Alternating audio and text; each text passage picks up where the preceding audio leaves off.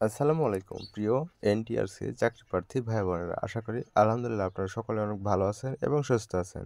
অবশেষে সকল এনটিআরসি চাকরি প্রার্থীদের জন্য মহা সুখবর দিল এনটিআরসি ১৯তম শিক্ষক নিবন্ধন সার্কুলার প্রকাশ। আবেদনের শেষ তারিখ ৩০ মার্চ ২০২৫। সম্মানিত এনটিআরসি চাকরি প্রার্থী ভাই বোনেরা, চলুন ১৯তম শিক্ষক নিবন্ধন সার্কুলার সংক্রান্ত আরও বিস্তারিত আপনাদের সাথে শেয়ার করি।